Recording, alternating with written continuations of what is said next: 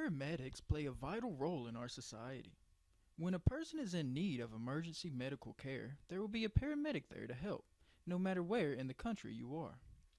Even in some of the most rural parts of the country. In Southwest Virginia, I was able to talk to Seth, who has been a paramedic for 5 years in the valley of the Appalachian Mountains. And I asked him what makes him enjoy being a paramedic. It's a pretty gratifying job position. Like you get to actually help the community, help people in the area. It's real satisfying to be able to provide a service that when someone's having a true emergency, you get to come in, take care of the situation, and help them do good. In a rural area such as the Appalachian Mountains, many calls that paramedics respond to are drug overdoses. So I asked Seth how they help those people. For overdoses, we normally administer Narcan, and it's mostly for suspected overdose. The drug Narcan is for respiratory depression, so we don't actually ever know for certain that they've overdosed unless it's very explicitly on scene, drugs and everything. There are also many different environments that paramedics get called to, such as car accidents, sporting matches, in the mountains on a hike, or in a patient's home. Definitely the most comfortable in a home environment. That's the one we're in 99% of the time.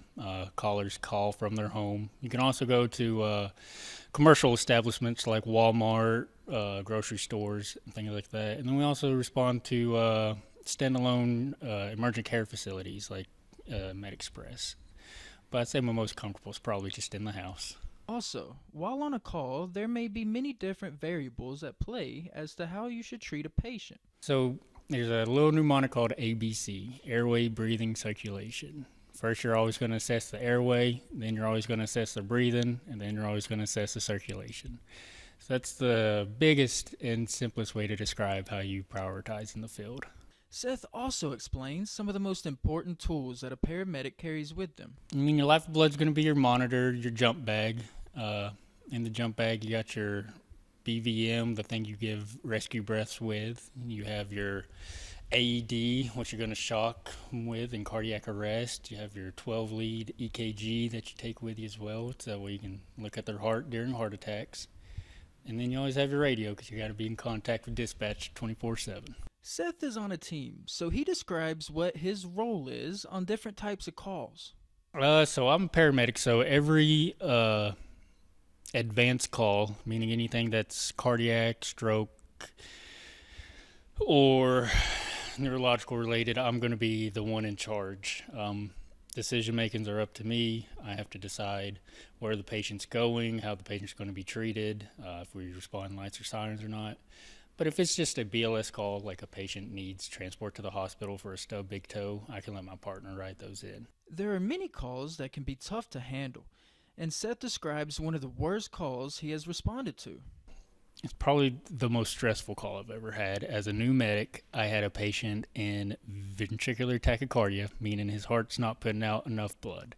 And it was pouring snow. There's probably a good 1.5 feet of snow. Couldn't see the driveway. He lived up on a hill. I mean, just not a great call. And I had to synchronize cardiovert him by myself for the first time ever as a new paramedic, which is a very stressful situation.